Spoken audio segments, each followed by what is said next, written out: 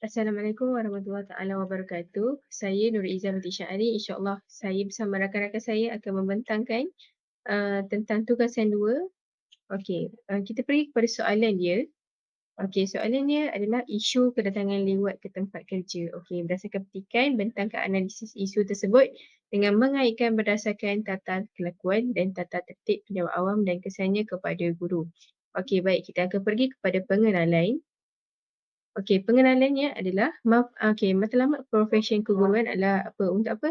Untuk membantu insan yang menyeluruh. Okey, guru ni berperanan untuk membimbing serta mendidik murid dengan baik demi melahirkan ahli masyarakat yang sempurna. Okey, jadi dalam proses pelaksanaan tanggungjawab tu, guru ni dikawal oleh satu garis panduan iaitu kod etika keguruan supaya tidak terlibat dalam tingkah laku yang tidak wajar. Okey, jadi untuk pengenalan, guru ni merupakan penjawat awam yang perlu mematuhi etika penjawat awam. Okey, tata kelakuan iaitu Code of Conduct bagi anggota perkhidmatan awam adalah seperti dipertukarkan di bawah, iaitu Peraturan 4 Bab D Perintah Am, Peraturan-peraturan pegawai awam, kelakuan dan tata tertib. Jadi, terdapat perkara-perkara yang dibolehkan dengan izin bersyarat, perbuatan yang dilarang sama sekali dan hukuman tata tertib. Okey, apa yang dimaksudkan dengan tata tertib adalah menurut Kamus Dewan AC kedua, tata tertib ni didefinisikan sebagai peraturan yang mesti dipatuhi. Okey. Okey, kita pergi kepada matlamat tata tertib. Okey, ada 4 yang mana yang pertama, matlamat adanya tata tertib ni supaya pegawai awam melaksanakan tugas dengan cekap, beramanah dan bertanggungjawab. Yang kedua, supaya pegawai awam meletakkan kepentingan awam lebih daripada kepentingan mereka sendiri. Yang ketiga, supaya pegawai awam menjaga imej perkhidmatan awam. Dan yang terakhir adalah untuk menghukum pegawai yang melakukan kesalahan dan atau melanggar peraturan. Okey, kita pergi kepada dibolehkan dengan izin bersyarat. Yang mana nombor 1, Peraturan 4 iaitu penjawat awam guru di antaranya ditegah membocorkan rahsia kerajaan, menentang dasar-dasar kerajaan dan lain-lain lagi. Okey, yang kedua, Peraturan 4 dalam kurungan 2 tidak boleh membelakangkan tugas demi kepentingan peribadi, menggunakan pengaruh untuk kepentingan diri, berkelakuan mencemarkan imej diri dan negara serta lain-lain lagi. Okey, itu adalah dibolehkan dengan izin bersyarat. Ada 2 peraturan. Okey, kita pergi kepada seterusnya. Okey, tindakan tata tertib dan rayuan tata tertib. Tindakan ni apabila guru ataupun penjawat awam ni melanggar perkara-perkara yang dilarang. Okey, berdasarkan peraturan 38P.U. Dalam kurungan A 395/1993, jika seseorang pegawai didapati bersalah atas sesuatu kesalahan tertertib, pegawai boleh dikenakan mana-mana satu atau apa-apa gabungan 2 atau lebih hukuman bergantung kepada keseriusan kesalahan itu. Yang pertama sekali adalah dengan memberi amaran, yang kedua mengenakan denda, yang ketiga melucutkan hak emolumen, yang keempat menangguh pergerakan gaji, yang kelima menurunkan gaji serta yang keenam menurunkan pangkat dan yang terakhir adalah buang kerja. Okey, bila dah ada tindakan, penjawat awam yang membuat kesalahan boleh membuat rayuan tata tertib yang mana rayuan merupakan hak pegawai yang diperuntukkan di bawah Peraturan 14, P.U. dalam kurungan A 319/1993. Rayuan perlu dikemukakan kepada lembaga rayuan tata tertib iaitu Suruhanjaya Perkhidmatan Awam ataupun Suruhanjaya Perkhidmatan Pendidikan. Rayuan dikemukakan melalui ketua jabatan dalam tempoh 14 hari dan tarikh pegawai menerima keputusan lembaga tata tertib. Okay, jadi ini sahaja daripada saya, Nur Izzah binti Syahari. Kita akan pergi kepada rakan saya seterusnya untuk membentangkan. Okey, dipersilakan. Bismillahirrahmanirrahim. Assalamualaikum warahmatullahi wabarakatuh. Nama saya Nur binti Muhammad Razali. Baik, bismillahirrahmanirrahim. Terima kasih kepada sahabat saya Izzah di atas penerangan berkaitan dengan isu kita pada hari ini, iaitu sedikit pengenalan dan perkongsian mengenai akta-akta kelakuan dan tata tertib itu tadi.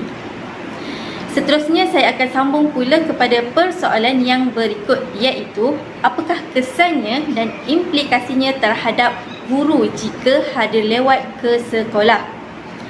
Di sini saya ingin kongsikan 3 golongan yang akan terkesan daripada isu dan masalah di mana guru hadir lewat ke sekolah. Iaitu yang pertama, kesannya terhadap diri sendiri dan profesion. Yang kedua pula, kesannya terhadap rakan sekerja. Dan yang ketiga ialah kesannya terhadap pelajar.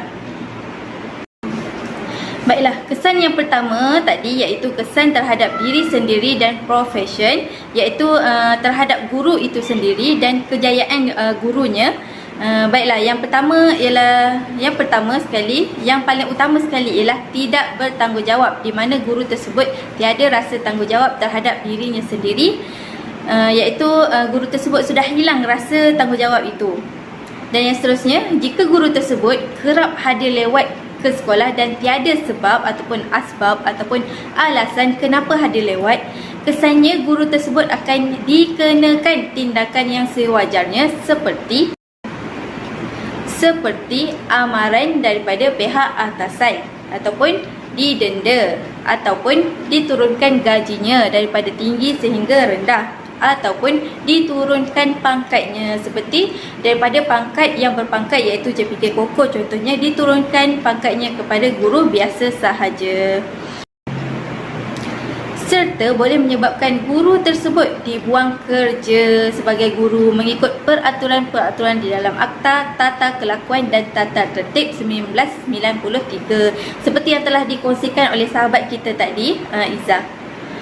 Jangan dibuat endah tidak endah ya, isu hadir lewat ke sekolah ni tanpa sebab ni sangat bahaya ya untuk diri sendiri sebagai seorang guru ataupun juga sebagai pejabat awam. Okey, kita sambung pula kesan yang kedua, iaitu kesannya terhadap rakan sekerja ataupun rakan sebaya, rakan sejawat. Apakah kesan yang paling utama? Sudah tentulah guru tersebut tidak akan disukai oleh rakan sekerjanya. Kerana apa? Kerana membebankan dan menyusahkan rakan sekerjanya, iaitu rakannya tersebut terpaksa menggantikan kelasnya jika kelas guru tersebut pada sesi pagi, dan terpaksa menanggung tugas guru tersebut yang telah tertunggak tu sebabkan dia hadir disebabkan dia hadir lambat.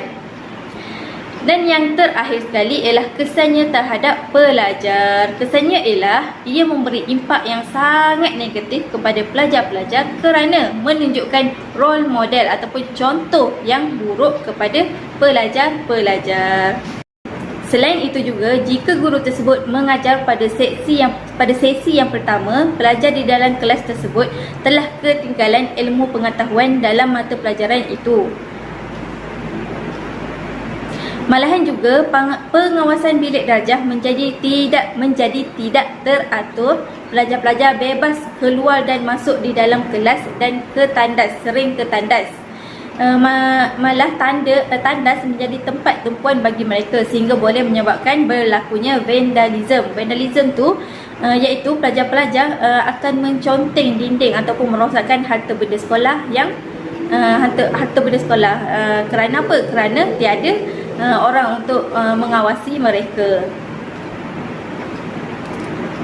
Baiklah, inilah sedikit sebanyak yang dapat saya kongsikan kesan buruknya dan kesan negatifnya jika terdapat guru yang hadir lewat ke sekolah. Okey, kita sambung pula bagaimanakah cara mengatasinya jika di sekolah anda terdapat guru yang bersikap sedemikian. Dipersilakan sahabat saya yang seterusnya, Sal. Okey, isu pekerja datang lewat secara zahirnya bukan satu isu yang besar. Tetapi jika kebiasaan ini dilakukan oleh seseorang, maka ia akan meruntuhkan sesebuah institusi itu sendiri jika tidak dielakkan dengan cepat. Jadi kalau kita tengok di sekolah, siapa yang memainkan peranan? Yang memainkan peranan adalah pihak pentadbir untuk membantras masalah ini. Ada banyak cara yang boleh kita lakukan, yang boleh pentadbir laksanakan untuk memastikan perkara ini dapat dielakkan, dan insya-Allah kita akan bincangkan bagaimana cara untuk mengatasi masalah isu datang lewat di kalangan pekerja, terutamanya pendidik. Okey, yang pertama, siapa yang perlu mainkan peranan adalah pihak majikan ataupun pihak pentadbir di sekolah itu. Mereka perlulah membina ataupun mempunyai satu undang-undang yang ketat yang lebih spesifik. Sebagai contoh, pentadbir mewujudkan satu dasar yang lebih spesifik tentang masa datang kerja, tentang masa bila mana boleh keluar dan masa untuk balik, supaya pekerja ini tahu masa-masa tertentu dan memberikan sedikit ataupun hukuman kepada mereka yang tidak melaksanakan peraturan dan undang-undang itu. Jadi atas usaha ini, atas usaha pentadbir lah yang perlu mewujudkan dasar-dasar tertentu supaya pekerja mematuhi dengan lebih baik. Tetapi dasar-dasar itu perlulah di bawah ataupun selaras dengan apa yang didasari oleh Kementerian Pendidikan Malaysia. Yang kedua adalah sebagai majikan, pihak pentadbir perlu berbincang dan bersemuka dengan pekerja yang bermasalah itu, dan perlu berbincang dan bersemuka untuk berkomunikasi dengan baik dengan pekerja itu untuk mengetahui apakah sebab-sebabnya, apakah alasannya, apa masalahnya, kenapa datang lambat boleh jadi satu isu kepada dia. Jadi dalam hal ini, pentadbir perlu ada kemahiran komunikasi supaya jurang di antara majikan ataupun jurang di antara pentadbir dan juga pendidik ataupun guru itu dapat dikurangkan, dan dalam pada masa yang sama pekerja selesa untuk bercerita apa masalah dia, dan pekerja selesa untuk berkongsi apa masalahnya. Jadi hal ini kerana keadaan yang selesa itu akan mewujudkan satu suasana sihat dalam organisasi dan akan mengelakkan daripada perkara-perkara hal-hal remeh yang berlaku di dalam satu organisasi.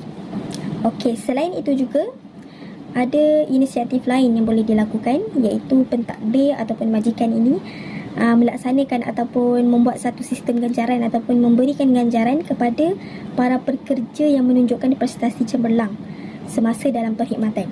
Jadi mungkin boleh berikan ganjaran dalam bentuk wang tunai ataupun dalam bentuk sijil ataupun dalam sebarang bentuk yang mampu menjadikan mereka lebih bermotivasi untuk untuk berkhidmat dengan lebih bagus. Jadi sebagai majikan itu sendiri ataupun boleh beri bonus kepada pekerja. Okey. Jadi sebagai pekerja, sebagai majikan juga perlu memberikan hak-hak kepada pekerja, contoh cuti dan sebagainya, cuti rehat dan sebagainya. Jadi dalam pada masa yang sama, pekerja rasa hak-hak mereka dijaga oleh majikan dan mereka akan termotivasi dan bersemangat untuk bekerja, dan boleh juga mengurangkan masalah-masalah yang mereka sengaja timbul disebabkan ketidakpuasan hati itu. Jadi perlulah kepada sifat perikemanusiaan antara satu sama lain. Dan yang keempat, yang keempat kita tengok daripada sisi guru itu sendiri. Sebagai guru, kita mempunyai tanggungjawab yang kita perlu pikul. Jadi kita perlulah bersikap profesional. Jika dilihat berdasarkan standard guru Malaysia, ada beberapa domain, dan di bahagian domain profession dicatatkan adalah, iaitu guru perlu mematuhi nilai-nilai yang telah dirangkum di dalam standard itu. Termasuklah ada satu nilai iaitu integriti, yang mana guru perlu bertanggungjawab mematuhi segala peraturan yang ditetapkan oleh pentadbir, iaitu kalau dalam profession guru, pentadbirnya adalah KPM. Jadi guru perlu mengikut segala peraturan yang telah dikuatkuasakan oleh pihak KPM dan menanamkan dalam diri sifat profession, kerana profession seorang guru itu sangat penting, kerana mereka mempunyai satu misi yang sangat hebat untuk melahirkan insan yang akan membangun negara suatu hari nanti. Jadi sebagai guru, tanamkan dalam diri tentang sifat tanggungjawab dan profesional yang perlu dipatuhi. Jadi kesimpulannya adalah, dalam memainkan peranan berkenaan dengan isu datang lambat dan sebagainya, pentadbir dan guru mesti bersatu padu, mesti bekerjasama untuk menangani isu ini. Jadi sebagai guru, etika itu perlu dipatuhi supaya tidak menjejaskan profesion seorang guru secara keseluruhannya.